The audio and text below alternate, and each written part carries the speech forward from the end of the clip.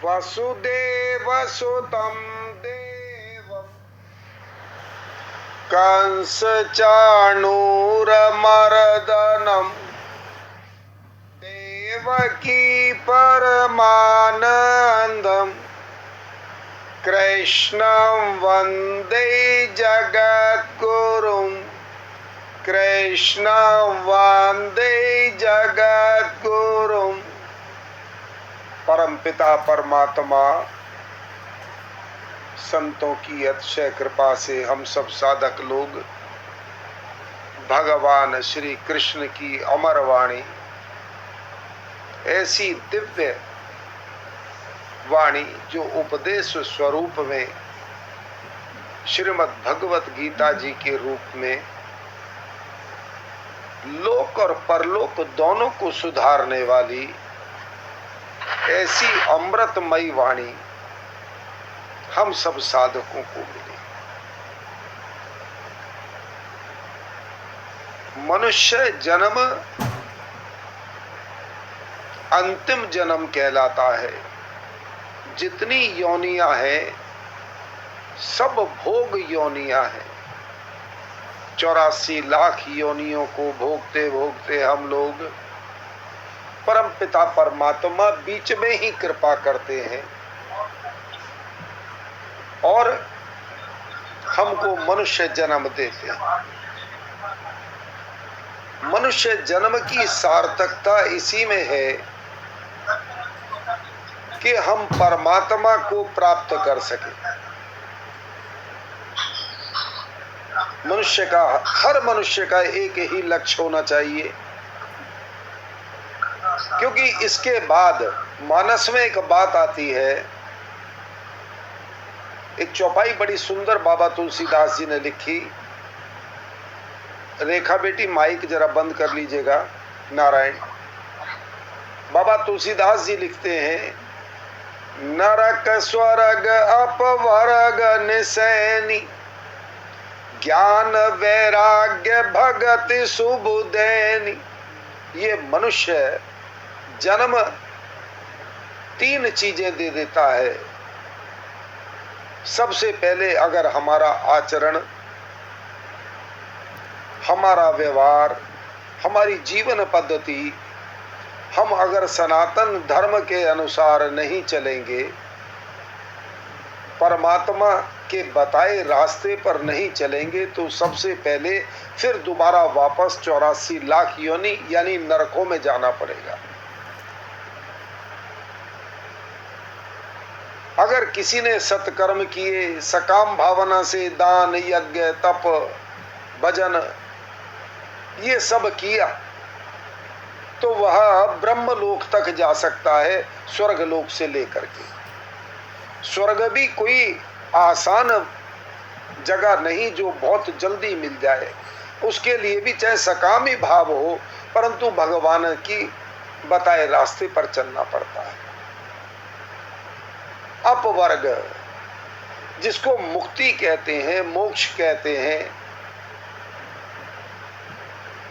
वह सिर्फ भगवान ही देते हैं, और वह तब मिलता है जब हमारा भगवान से प्रेम हो जाए। सनातन धर्म के बहुत से अनुयायी, आप मैं तकरीबन रोज बताता हूं, ऐसे ऐसे विलक्षण भक्त हुए। बालपन में भगवान को प्राप्त किया ध्रुव महाराज ने, भक्त प्रहलाद ने भगवान को प्राप्त किया। मीरा जहर का प्याला पी जाती है, सबरी भगवान को अपने घर ऐसा दिव्य आनंद होता है कि भगवान सबरी के कुटिया पर आ जाते हैं। नामदेव भूत में भगवान को देखते हैं।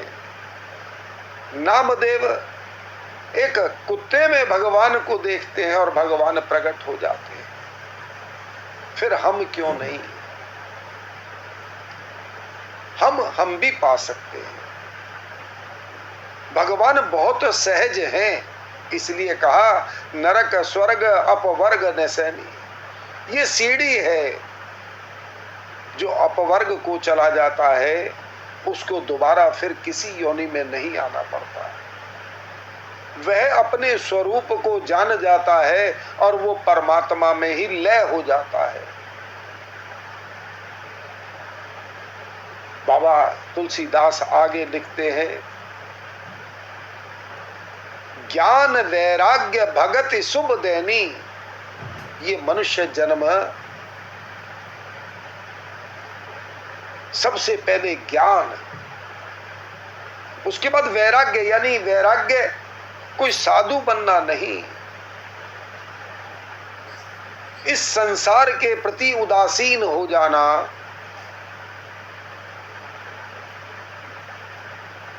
अपने स्वरूप को देखना और फिर उसके उपरांत परमात्मा से अनन्य प्रेम करना, जिसको भक्ति योग कहते हैं। आप श्रीमद् भगवत गीता जी के स्वामी जी महाराज ने जो नम्र निवेदन किया, आइए उस पर चर्चा करते हैं। बड़ी विलक्षण चर्चा है। स्वामी जी हमसे क्या कहना चाहते हैं? स्वामी जी मानव समाज को वह रास्ता बताना चाहते हैं जो भगवान की ओर जाता है, जो श्रीमद् भगवत गीता में भगवान श्री कृष्ण ने प्रतिपादित किया। आइए, कल आपने सुना कि संपूर्ण साधनों का गीता में संक्षेप से विशद वर्णन मिलता है। उन साधनों को लेकर ही साधक जगत में गीता का विशेष आदर है। कारण कि साधक चाहे किसी मत का हो, किसी संप्रदाय का हो, किसी सिद्धांत को मानने वाला हो, पर अपना कल्याण तो सबको अभिष्ट है। कौन नहीं चाहता मेरा कल्याण हो? परंतु बाबा तुलसीदास एक बहुत अच्छी बात कहते हैं, कामनाएं, लोभ, क्रोध, नाथ नरक के पंथ, ये तीनों हमारे को नरक की ओर ले जाते हैं। साधन की स्वामी जी ने दो शैलियां बताई। जीव में एक तो चेतन परमात्मा का अंश है, ये ध्यान से सुनिएगा। आप पेंसिल लेकर के जरूर बैठे, साधक संजीवनी में इसी लाइन पर एक लाइन नीचे लगा दीजिए, अंडरलाइन कर लीजिए। जीव में एक तो चेतन परमात्मा का अंश है, यानी आत्मा, चेतन मीन्स आत्मा, और एक जड़ प्रकृति का अंश है हमारा शरीर, जिसको अपरा कहते हैं और आत्मा को परा कहते हैं। चेतन अंश की मुख्यता से वह परमात्मा की इच्छा करता है, शरीर से नहीं। शरीर तो फिर जब जैसा चेतन चाहता है उसी के अनुसार उसको चलना होता है। और ये चेतन प्रकृति है, ये अपरा है। शरीर हमारा अपरा है, ये हमारे को माता पिता से मिला, परंतु इसमें जो प्राण रूप चेतन है वह परमात्मा का अंश है, जिसका कभी विनाश नहीं होता। ईश्वर अंश जीव अविनाशी, चेतन अमल सहज सुख राशि। चेतन अमल है, चेतन पर कोई गंदगी नहीं आती। चेतन अमल सहज सुख राशि, वह सुखों की खान है। जड़ अंश की मुख्यता से वह संसार की इच्छा करता है। इस शरीर में इच्छाएं भी तो हैं। इन दोनों इच्छाओं में परमात्मा की इच्छा तो पूरी होने वाली है, पर संसार की इच्छा कभी पूरी होने वाली नहीं है।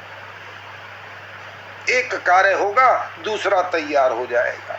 एक कामना पूरी करते करते 100 कामनाएं खड़ी हो जाएंगी।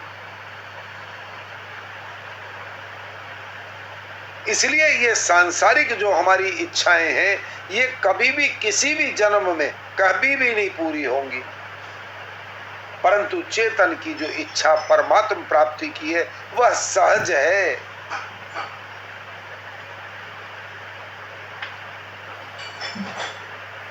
कुछ सांसारिक इच्छाओं की पूर्ति होती हुई दिखने पर भी वास्तव में उनकी निवृत्ति नहीं होती। प्रत्युतः संसार की आसक्ति के कारण नई नई कामनाएं पैदा होती रहती। वास्तव में सांसारिक इच्छाओं की पूर्ति अर्थात सांसारिक वस्तुओं की प्राप्ति इच्छा के अधीन नहीं है, प्रत्युतः कर्म के अधीन है। परंतु परमात्मा की प्राप्ति कर्म के अधीन नहीं है। स्वयं की उत्कट अभिलाषा से परमात्मा की प्राप्ति हो जाती है। स्वयं एक अंदर उत्कट अभिलाषा जाग जाए, मैं परमात्मा का हूं, और जब हम जिसके हैं तो उसी की तो कामना करेंगे। वो कामना गलत नहीं, संसार की कामना हमको फंसाती है इस जाल में, परंतु परमात्मा की परमात्मा की कामना करने से ये जितनी कामनाएं हैं सब मर जाती हैं। क्योंकि परमात्मा कर्म के अधीन नहीं है। स्वयं की उत्कट अभिलाषा से परमात्मा की प्राप्ति हो जाती है। इसका कारण यह है कि प्रत्येक कर्म का आदि और अंत होता है, इसलिए उसका फल भी आदि अंत वाला ही होता है। अतः आदि अंत वाले कर्मों से अनादि अनंत परमात्मा की प्राप्ति कैसे हो सकती है? परंतु साधकों ने प्रायः ऐसा समझ रखा है, ये महाराज जी हमको कह रहे हैं, कि जैसे क्रिया की प्रधानता से सांसारिक वस्तु की प्राप्ति होती है, ऐसे ही परमात्मा की प्राप्ति भी उसी प्रकार क्रिया की प्रधानता से होगी। और जैसे सांसारिक वस्तु की प्राप्ति के लिए शरीर, इंद्रियां, मन, बुद्धि की सहायता लेनी पड़ती है, ऐसे ही परमात्मा की प्राप्ति के लिए भी उसी प्रकार शरीर, इंद्रिय, मन, बुद्धि आदि की सहायता लेनी पड़ेगी। इसलिए ऐसे साधक जड़ता, शरीर आदि की सहायता से अभ्यास करते हुए परमात्मा की तरफ चलते हैं। जो लोग ध्यान योग करते हैं ना, उनके विषय में सुनिए। महाराज जी कहते हैं, जैसे ध्यान योग में दीर्घ काल तक अभ्यास करते करते अर्थात परमात्मा में चित्त को लगाते लगाते जब चित्त निरुद्ध हो जाता है, तब उसमें संसार की कोई इच्छा न रहने से और स्वयं जड़ होने के कारण परमात्मा को ग्रहण न कर सकने से वह चित्त संसार से उपराम हो जाता है। चित्त के उपराम होने से साधक का चित्त से अर्थात जड़ता से सर्वदा संबंध विच्छेद हो जाता है और वह स्वयं से परमात्मा का अनुभव कर लेता है। 6 अध्याय का 20वां श्लोक। परंतु जो साधक आरंभ से ही परमात्मा के साथ अपना स्वतः संबंध सिद्ध नित्य संबंध मानकर और जड़ता से अपना किंचन मात्र भी संबंध न मानकर साधन करता है और जड़ता से किंचित मात्र भी संबंध न मानकर साधन करता है, उसको बहुत जल्दी और सुगमता पूर्वक परमात्म तत्व का अनुभव हो जाता है। यह महाराज जी क्या ये कहना चाह रहे हैं कि जितना हम इस शरीर से प्रेम करते हैं, अगर इस शरीर से प्रेम करना छोड़ करके उस अनंत परम पिता परमात्मा से प्रेम करें, इसकी सहायता की कहीं कोई जरूरत नहीं। यह तो एक उपकरण है। 15वें अध्याय के 7वें श्लोक में भगवान ने स्वयं कहा, ममे वांशो जीवलोके जीवभूता सनातना मना षष्ठानि इंद्रियाणि प्रकृति स्थानी कर्षति। ये मेरा अंश है, परंतु ये प्रकृति को अपना सब कुछ मान बैठा। इसलिए ये भूल हो रही है, और इससे निकलने का एक ही रास्ता है। हमारा एक ही संबंधी है। अब आप उसे चाहे पुत्र रूप में प्यार करें भगवान को, चाहे मित्र रूप में प्यार करें, परंतु चरित्र सुदामा की तरह होना चाहिए मित्र के लिए। और प्रेम करते हैं जैसे राधा ने किया, मीरा ने किया। कोई भाई बना करके प्यार कर रहा है भगवान से। भगवान को हर रिश्ता स्वीकार है, हर रिश्ता स्वीकार है। कोई पिता मान ले, भाई मान ले, बेटा मान ले, भगवान हर रिश्ते के लिए राजी है। बस भगवान को ही मान ले। एक स्वीकारोक्ति हो जाए कि मैं परम पिता परमात्मा का हूं, मेरा और कोई नहीं, तो उससे बहुत जल्दी, स्वीकारोक्ति से बहुत जल्दी अनुभव हो जाता है कि मैं परमात्मा को पहचान गया। जहां ऐसी स्वीकारोक्ति होती है, भगवान पहले स्वप्न में आते हैं, फिर सादृश्य खड़े हो जाते हैं।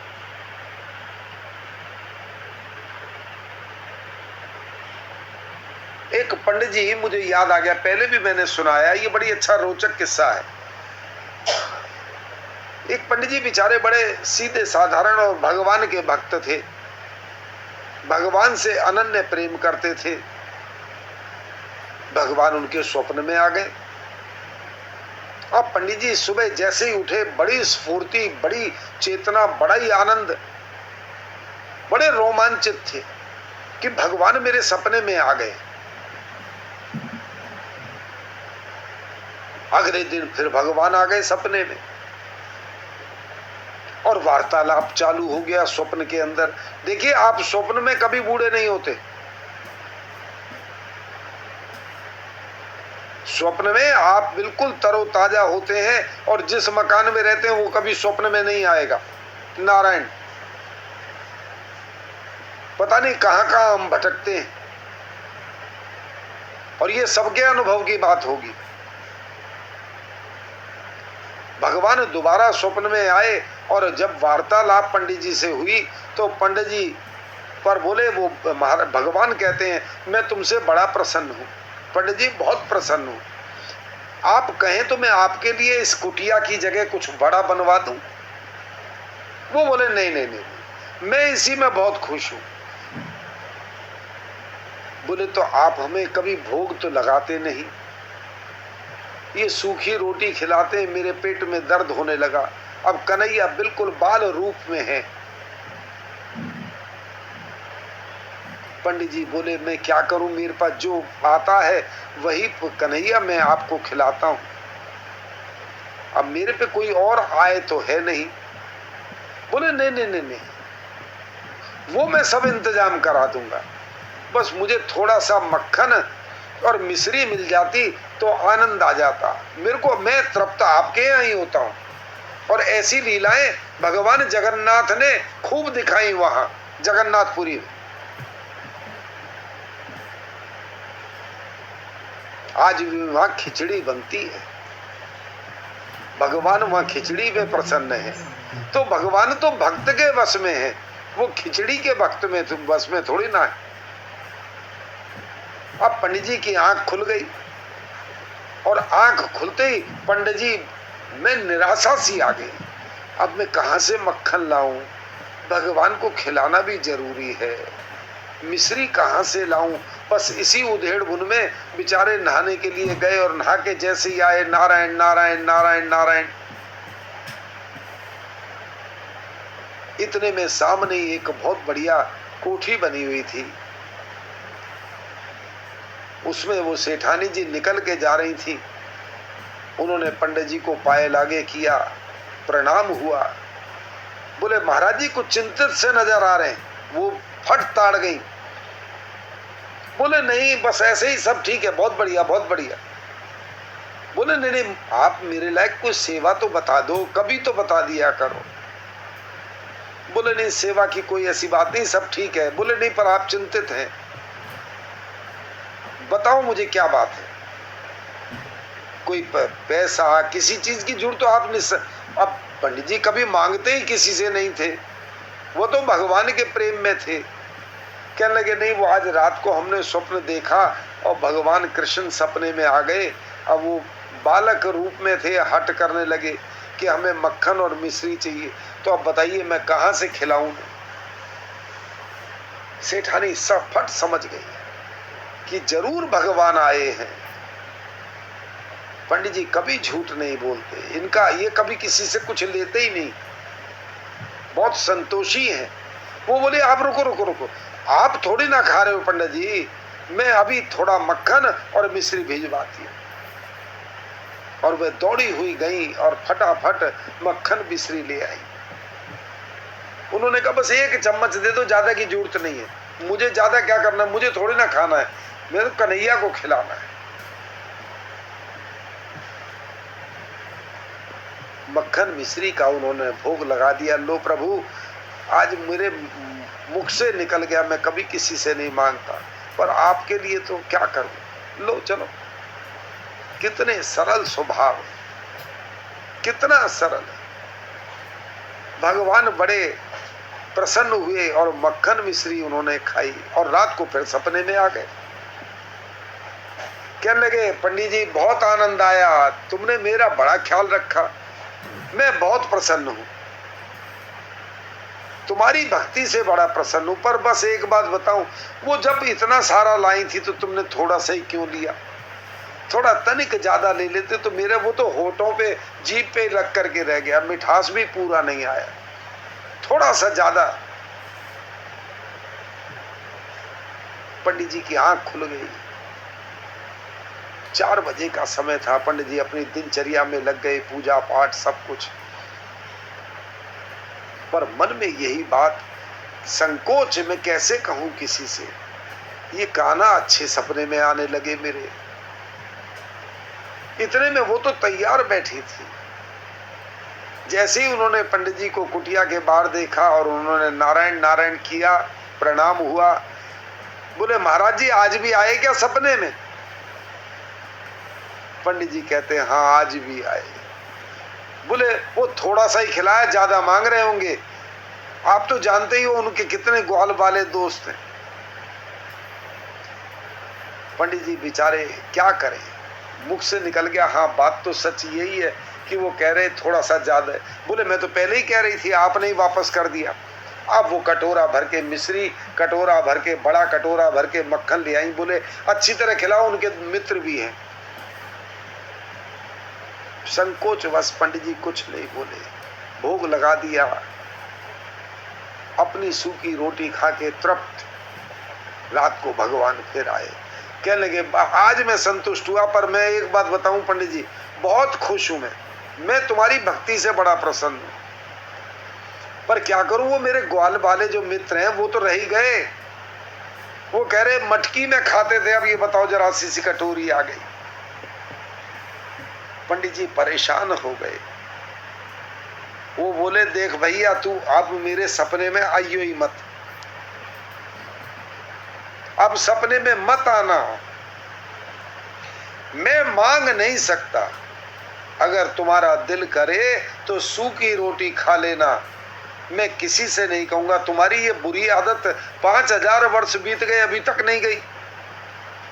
तुम्हें एक जरासी सी छाछ पे ग्वालिने बांध देती थी, तुम मक्खन चोरी करते हुए पकड़े जाते थे, मां से पिटते थे, पर तुम ये आदत अभी इतने वर्षों बाद भी आदत नहीं छोड़ी। मेरे पास मत आना, मैं ऐसे ही ठीक हूं, मैं किसी से नहीं कहूंगा। भगवान बड़ी जोर से हंसे। क्या लगे पंडित जी, जो तुम्हारी रोटी का आनंद है ना, जो तुम जो भोग लगाते हो प्रेम से, मैं उसी से संतुष्ट हूं, मत मांगना किसी से, मैं तो बस तुम्हारी भक्ति पे प्रसन्न हूं। तो भगवान आपको पहले स्वप्न में और फिर सादर्श आ जाएंगे, ये बात निश्चित है। भगवान अपने भक्तों से बड़ा प्यार करते हैं, उनकी लीला ही अलौकिक है। शर्त यह है कि हम उन्हें पहचाने कैसे, उसी के लिए महाराज जी कह रहे हैं क्या, इस प्रकार परमात्म तत्व की प्राप्ति चाहने वाले साधकों के लिए साधन की दो शैलियां हैं। जिस शैली में अंतःकरण की प्रधानता रहती है, अर्थात जिसमें साधक जड़ता की सहायता लेकर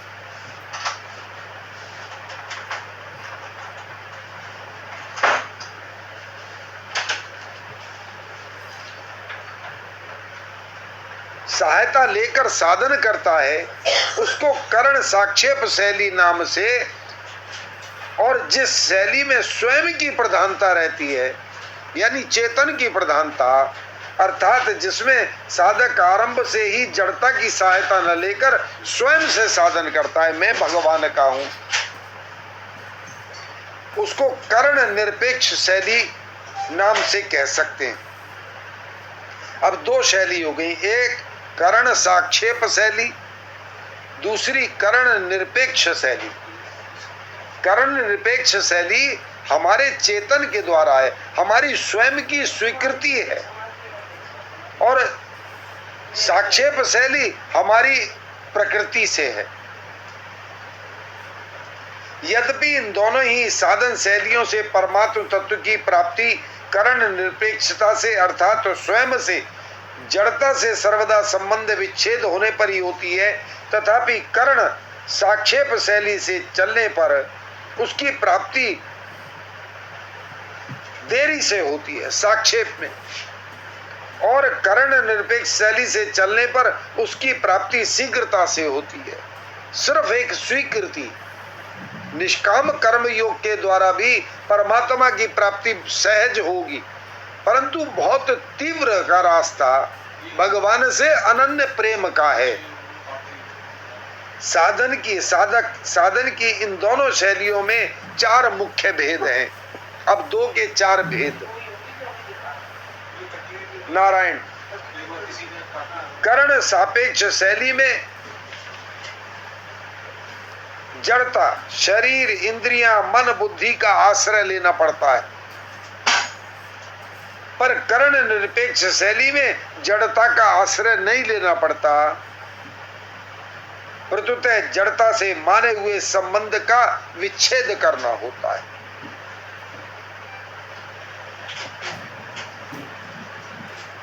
कर्ण सापेक्ष शैली में एक नई अवस्था का नंबर 2 निर्माण होता है, पर कर्ण निरपेक्ष शैली में अवस्थाओं से संबंध विच्छेद होकर अवस्थातीत तत्व का अनुभव होता है।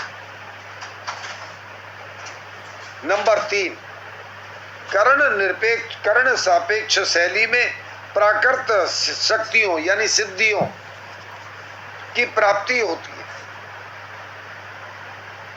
पर कर्ण निरपेक्ष शैली में प्राकृत शक्तियों से संबंध विच्छेद हो जाता है और सीधे परमात्म तत्व का अनुभव होता है। अब ये जो सिद्धियां हो जाती है ना लोगों को, वे साक्षेप से होती है, कर्ण सापेक्ष। जैसे हनुमान चालीसा में एक लाइन आती है, जो 100 बार पाठ कर कोई, 100 माने 100 बार, एक दिन में 100 बार हनुमान चालीसा का पाठ निरंतर लगातार करता है, तो उसको ये सिद्धियां आ जाती हैं। फिर वो जो किसी को कुछ कहता है तो वो कार्य हो जाता है, परंतु उसमें जरा भी आचरण गड़बड़ हो गया तो बहुत उसका भयानक मूल्य चुकाना पड़ता है, क्योंकि भगवान के नजदीक आने के बाद सब कुछ निश्चित तौर पर भगवान की इच्छा अनुसार होना चाहिए। तो ये शरीर से होता है, और जो कर्ण निरपेक्ष यानी परमात्मा से सीधा परमात्म तत्व का अनुभव होता है, और जब परमात्म तत्व का अनुभव होता है तो वो इतना सहज हो जाता है, इतना सरल हो जाता है कि वह अगर किसी के लिए कुछ अच्छा चाह भी ले तो भगवान पूरा कर देते। वो उसको बताते नहीं कि तेरी इच्छा ये थी, वो सबके भले की कामना करता है। यहाँ एक बात बहुत अच्छी आई, अगर कर्ण सापेक्ष शैली चित्त वृत्ति निरोध से सीधे परमात्म तत्व की प्राप्ति हो जाती तो पातंजल योग दर्शन का विभूति पाद, जिसमें सिद्धियों का वर्णन व्यर्थ हो जाता।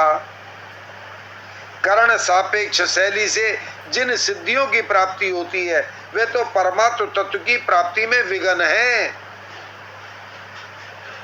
पातंजल योग दर्शन में उन सिद्धियों को विघ्न रूप से माना गया, अर्थात ये बात आई, ये समाधा उपसर्गा व्युत्थाने सिद्ध है, तीसरे का 37वां श्लोक। अर्थात वे सिद्धियां समाधि की सिद्धि में विघ्न हैं और व्युत्थान व्यवहार में सिद्धियां हैं। फिर तीसरे के 51वें श्लोक में कहा, अर्थात लोकपाल देवताओं के द्वारा अपने लोकों का भोग लालच देकर बुलाने पर न तो भोगों में राग करना चाहिए और न अभिमान करना चाहिए, क्योंकि ऐसा करने से उन्हें अनिष्ट पतन होने की संभावना है, जैसा मैंने कहा। वापस वही, इसलिए सिर्फ एक निश्चल और भगवान से प्रेम करने की विधा करण निरपेक्ष साधन में है। पातंजल चौथे में कहते हैं, करण सापेक्ष शैली में कभी तत्काल सिद्धि नहीं मिलती, पर करण निरपेक्ष शैली में जड़ता से सर्वदा संबंध विच्छेद होने पर, अपने स्वरूप में स्थित होने पर अथवा भगवान के शरण होने पर तत्काल सिद्धि मिलती है।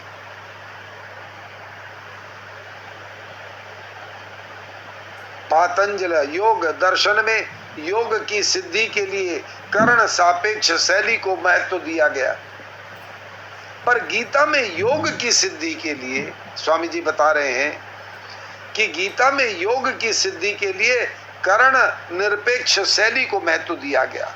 भगवान से प्रेम, परमात्मा में मन लगे या ना लगे। अब देखिए कितनी बढ़िया खुली बात कह रहे हैं स्वामी जी महाराज, परमात्मा में हमारा मन लगे या ना लगे। ये मन बड़ा चंचल है, कुछ दिन लगातार लगेगा, फिर कहने लगे देखो अब भगवान तो मिलते नहीं, काहे को झंझट में पड़ो। और ये हमको उस रास्ते से, हमारे को कहीं बाहर दुश्मन नहीं ढूंढना है, जितने विकार हैं वो अंदर हैं और अंदर ही हमको रोकने वाले हैं। बाहर किसी की ताकत नहीं जो हमको रोक सके, परंतु ये जो हम अंदर मन के वशीभूत, इंद्रियों के वशीभूत होकर के अपने आप ही निर्णय कर लेते हैं कि अब रहने दो, बस हो गया, कुछ नहीं मिला, भक्ति इतने दिन हो गई। नहीं नहीं नहीं नहीं, भगवान से एक बात पक्की कर लो, हमें कुछ नहीं चाहिए प्रभु, हम तेरे हैं, जब मर्जी मिल लेना, चाहे कितने ही जन्म लग जाएं। जैसे मां पार्वती ने ये बात कही, सप्त ऋषियों को ये बात कही गई कि मैं नारद जी की शिष्या हूं और भगवान शिव को ही अपना पति रूप में वर्ण करूंगी। अब चाहे शिव भी आकर के मुझे मना करें तब भी नहीं मानूंगी।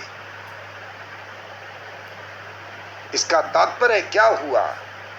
मन लगे ना लगे इससे क्या लेना देना, हम भगवान के हैं ये निश्चित है।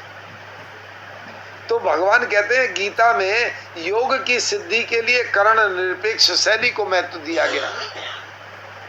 परमात्मा में मन लग गया तो ठीक, नहीं लगा तो कुछ नहीं हुआ, कोई बात नहीं, पर स्वयं परमात्मा में लग जाएं इस शरीर समेत,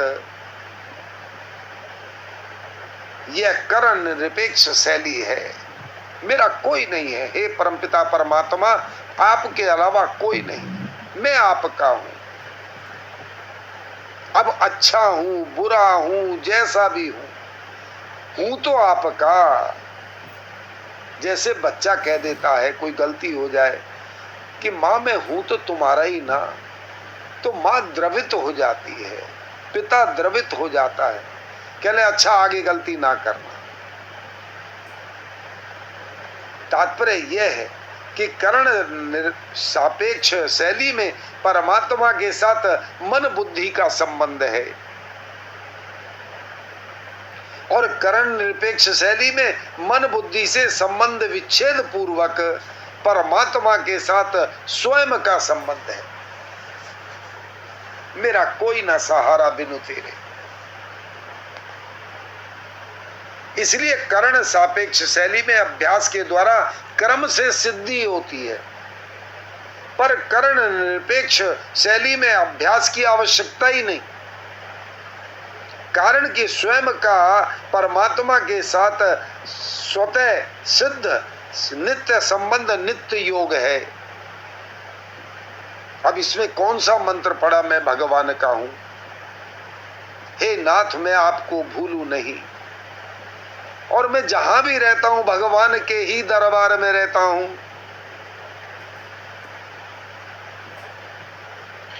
और जो भी शुभ कर्म करता हूं भगवान का ही कार्य करता हूं। अब इसमें तो कोई मंत्र नहीं ना, एक स्वीकारोक्ति है कि मैं भगवान का हूं। अतः भगवान से संबंध मानने अथवा जानने में अभ्यास की आवश्यकता नहीं। जैसे विवाह होने पर स्त्री पुरुष को अपना पति मान लेती है, ऐसे ही मानने के लिए उसको कोई अभ्यास नहीं करना पड़ता। इसी तरह किसी के बताने पर ये गंगा जी हैं, ऐसा जानने के लिए भी कोई अभ्यास नहीं करना पड़ता। दूसरे नंबर पर नीचे दिया हुआ है, वास्तव में परमात्मा को मानने अथवा जानने के विषय में संसार का कोई भी दृष्टांत पूरा नहीं घटता। कारण कि संसार को मानने अथवा जानने में तो मन बुद्धि साथ में रहते हैं, पर परमात्मा को मानने और जानने में मन बुद्धि साथ में नहीं रहते। अर्थात परमात्मा का अनुभव स्वयं से होता है, मन बुद्धि से नहीं। ये जड़ है, मन भी जड़ है, बुद्धि भी जड़ है। 24 इंद्रियां, 24 की 24 जड़ है। दूसरी बात, संसार को मानना अथवा जानने का तो आरंभ और अंत होता है, पर परमात्मा को मानने और जानने का आरंभ और अंत नहीं होता। कारण कि वास्तव में संसार के साथ हमारा स्वयं का संबंध है ही नहीं, जबकि परमात्मा के साथ हमारा संबंध सदा से ही है और सदा ही रहेगा। तो ये गंगा जी हैं। ऐसा जानने के लिए कोई अभ्यास नहीं करना पड़ता। करण सापेक्ष शैली में तो अपने नित्य साधन क्रिया की मुख्यता रहती है, पर कर्ण निरपेक्ष शैली में जानने यानी विवेक और मानने का भाव की मुख्यता रहती है। इसलिए कहते हैं, बिनु सत्संग विवेक न हुई। बिना सत्संग के विवेक जागृत नहीं होता। ये बात रोज रोज जानी चाहिए और एक बार स्वीकारोक्ति होने के बाद फिर दोबारा कहने की जरूरत नहीं, भगवान मैं आपका हूं। वो तो आप हो गए, अब तो आप उस पाठ को याद कर बस, और कुछ नहीं। एक बार भगवान के होने के बाद दोबारा की कोई आवश्यकता नहीं, क्योंकि हम हैं ही भगवान के। अब इसमें दोबारा तिबारा चाहे 100 बार कहें, हैं तो भगवान के, बस बात खत्म। अच्छे हैं बुरे हैं, परंतु चेतन हमेशा सुंदर होता है। स्वयं का स्वरूप जब जीव अपने को जानने लगता है तो समझ लीजिए पहली सीढ़ी चढ़ गया, अगली सीढ़ी भगवान की है। और जो अपने स्वरूप को ही भगवान का स्वरूप मानता है, वासुदेव सर्वम, उसका तो कोई अंत ही नहीं है, उसका तो कहना ही क्या है। मेरा जड़ता शरीर आदि से संबंध है ही नहीं, ऐसा अनुभव न होने पर भी जब साधक इसको आरंभ से दृढ़ता पूर्वक मान लेता है, तब उसे ऐसा स्पष्ट अनुभव हो जाता है जैसे मैं शरीर हूं और यह शरीर मेरा है। इस प्रकार गलत मान्यता करके बंधा, ऐसे ही मैं शरीर नहीं हूं और शरीर मेरा नहीं है। फिर मेरा क्या है? मैं भगवान का हूं। इस प्रकार सही मान्यता करके मुक्त हो जाता है। मैं शरीर नहीं हूं भाई, शरीर मेरा नहीं है, ये तो मिट्टी में मिलने वाला है, इससे मेरा क्या संबंध। एक उपकरण के रूप में हमें मिला है, इससे हम भगवान को पा सकते हैं। अगर कोई ये कहे कमान हाथ में हो और तीर भी हो, तो तीर अकेला कार्य नहीं करेगा और अकेली कमान भी काम नहीं करेगी। जब तीर को कमान पे संधान किया जाए तो वह निशाने पे अचूक जाएगा। इसी प्रकार ये शरीर हमको जो मिला है, ये भगवान प्राप्ति के लिए मिला है और किसी कार्य के लिए मिला ही नहीं। इसी बात को भगवान ने गीता में कहा कि अज्ञानी मनुष्य शरीर से संबंध जोड़कर उससे होने वाली क्रियाओं को कर्ता अपने को मान लेता है। अहंकारा विमूढ़ आत्मा कर्ता रहमिति मन्यते, 3 अध्याय का 27वां श्लोक है। परंतु ज्ञानी मनुष्य, इस पर ध्यान दीजिए, ज्ञानी मनुष्य उन क्रियाओं का कर्ता अपने को नहीं मानता। नेवम किंचित करोति करोमीति युक्तो मनिये तत्वविता, 5वें अध्याय का 8वां श्लोक है। तात्पर्य यह हुआ कि अवास्तविक मान्यता को मिटाने के लिए वास्तविक मान्यता करनी जरूरी है। मैं हिंदू हूं, मैं ब्राह्मण हूं, मैं साधु हूं आदि मान्यताएं इतनी दृढ़ होती हैं कि जब तक इन मान्यताओं को स्वयं नहीं छोड़ता तब तक इनको कोई दूसरा छुड़ा नहीं सकता। ऐसे ही मैं शरीर हूं, मैं करता हूं आदि मान्यताएं भी इतनी दृढ़ हो जाती हैं कि उनको छोड़ना साधक को कठिन मालूम देता है। परंतु यह लौकिक मान्यताएं अवास्तविक असत्य होने के कारण सदा रहने वाली नहीं, प्रत्युत मिटने वाली हैं। इसके लिए इसके विपरीत मैं शरीर नहीं हूं, मैं भगवान का हूं आदि मान्यताएं वास्तविक सत्य होने के कारण कभी मिटती ही नहीं, प्रत्युत उनकी विस्मृति होती है, उनसे विमुखता होती है। इसलिए वास्तविक मान्यता दृढ़ होने पर मान्यता रूप से नहीं रहती, प्रत्युत बोध अनुभव में परिणत हो जाती है। भगवान श्री कृष्ण ने, आपने याद होगा आपको, जब अर्जुन से पूछा, गीता जी के आखिर में जाकर के भगवान ने सब कुछ समझा दिया, तब उससे पूछा कि अब तुम्हें कुछ समझ आया? तो अर्जुन क्या कहते हैं? 73वें श्लोक में अर्जुन कहते हैं, नष्टो मोहा स्मृतिर्लब्धा। जो बात विस्मृत हो गई थी वो अब मुझे स्मृति में आ गई। नष्टो मोहा स्मृतिर्लब्धा त्वत्प्रसादान मया चयुत स्तुतो अस्मि गत संदेह करिष्यसे वचनम तवा।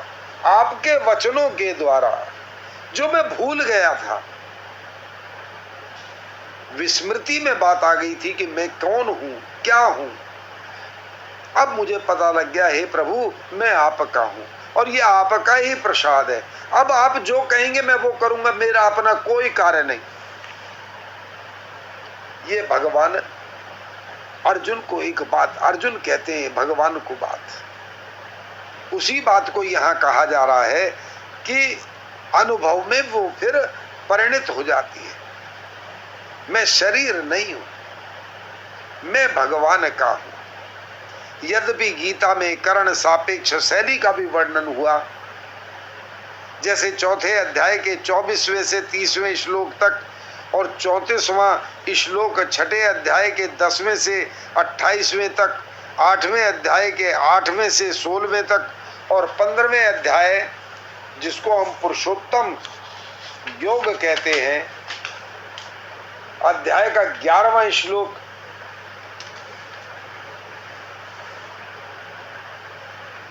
तथापि मुख्य रूप से कर्ण निरपेक्ष शैली का ही वर्णन हुआ है। जैसे दूसरे अध्याय का 48वां तथा 55वां और तीसरे अध्याय का 17वां और चौथे अध्याय का 38वां, 5वें अध्याय का 12वें का पूर्वार्ध, छठे अध्याय का 5वां, 9वें अध्याय का 30वां 31वां और 12वें अध्याय का 12वां, 18वें अध्याय का 62वां और 66वां तथा 73वां जो अभी मैंने आपको सुनाया, नष्टो मोहा सिमृत लब्धा। इसका कारण यह है कि भगवान साधकों को शीघ्रता से और सुगमता पूर्वक अपनी प्राप्ति कराना चाहते हैं। भगवान चाहते हैं जल्दी से जल्दी मुझे प्राप्त करो, क्योंकि भगवान को एक ही भूख है। देखिए, दो तरीके से भूख भगवान की नष्ट होती है, पूरी होती है। एक, जो मनुष्य अभिमान करता है, अहंकार करता है, भगवान उसके अहंकार को खा जाते हैं। और जो भगवान से अनन्य प्रेम करता है, भगवान उस अमृत रूपी रस को, अनन्य प्रेम क्या है? अमृत, अमृत, अमृत रूपी रस को भगवान पान करते हैं और भगवान इस पान करने में उसी भगत के हो जाते हैं। तो जब अर्जुन ने अपनी सारी बागडोर भगवान के हाथ में सौंप दी तो अर्जुन निश्चिंत हो गए और भगवान ही सब कार्य करते नजर आए। इसका कारण यह है कि भगवान साधकों को शीघ्रता से और सुगमता पूर्वक अपनी प्राप्ति कराना चाहते हैं। दूसरी बात, अर्जुन ने युद्ध की परिस्थिति प्राप्त होने के समय अपने कल्याण का उपाय पूछा था। अतः उनके कल्याण के लिए कर्ण निरपेक्ष शैली ही काम आ सकती है, क्योंकि कर्ण निरपेक्ष शैली में मनुष्य प्रत्येक परिस्थिति में और संपूर्ण शास्त्र विहित कर्म करते हुए भी अपना कल्याण कर सकता है। इस शैली के अनुसार अभ्यास के बिना अर्जुन का मोह नाश हुआ और उनको स्मृति की प्राप्ति हुई। 18वें अध्याय का 73वां श्लोक, साधन की कर्ण निरपेक्ष शैली सबके लिए समान रूप से उपयोगी है, क्योंकि इसमें किसी विशेष योग्यता,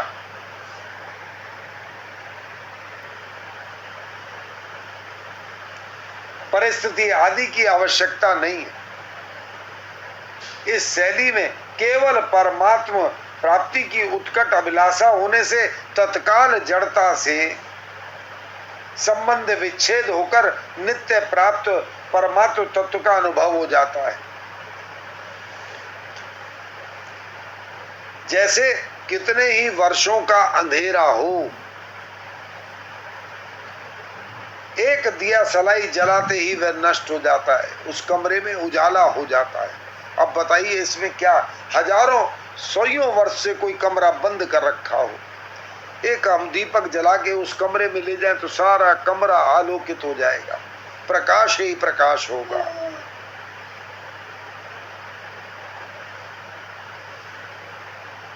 ऐसे ही जड़ता के साथ कितना ही पुराना अनंत जन्मों का संबंध हो, परमात्म प्राप्ति की उत्कट अभिलाषा होते ही वह मिट जाता है। इसलिए उत्कट अभिलाषा कर्ण साक्षेपता से होने वाली समाधि से भी ऊंची चीज है। ऊंची से ऊंची निर्विकल्प समाधि हो, उससे भी व्युत्थान होता है और फिर व्यवहार होता है, अर्थात समाधि का आरंभ और अंत होता है। ज्यादातर समाधि 3 घंटे की लगती है, पूर्ण समाधि है, परंतु उसके बाद फिर मन दाएं बाएं भाग सकता है। परंतु जो भगवान से प्रेम करने लगता है, जो भगवान का हो जाता है, वो तो 24 घंटे फिर भगवान का ही हो गया। वो तो हर समय भगवान के नाम की मस्ती में रहता है।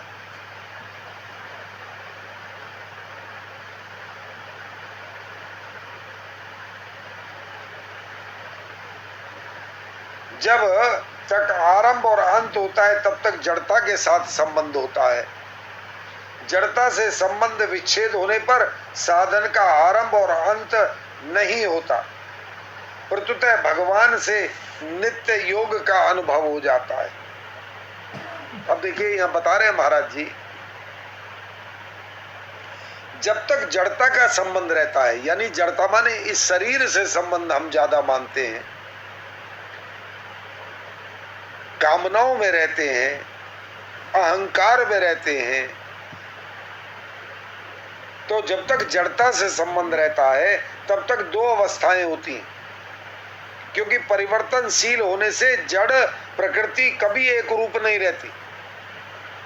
अतः समाधि और वैत्थान ये दोनों अवस्थाएं जड़ के संबंध से होती हैं। आजकल ये जो निर्गुण विचारधारा, इसका बड़ा शोर मचता है, समाधि समाधि समाधि। 3 घंटे की कोई पूर्ण समाधि भी लगा ले तो उसके बाद कितने बच्चे? 21 घंटे। उसका आरंभ ही शरीर से होता है और अंत भी शरीर से होता है। ये नहीं कि वो विधा गलत है, बहुत अच्छी है, परंतु जब भगवान से हमारा एक रिश्ता कायम हो गया, अब उसके लिए हमें फिर क्या प्रयास करना है? हम तो भगवान के हैं, इसके बाद कोई और रिश्ता नहीं। आप रिश्ता अपने आप बना लो, जो पसंद आए भगवान से रिश्ता कायम कर लो। भगवान उसी में खुश और उसी स्वरूप में आपको दर्शन देंगे।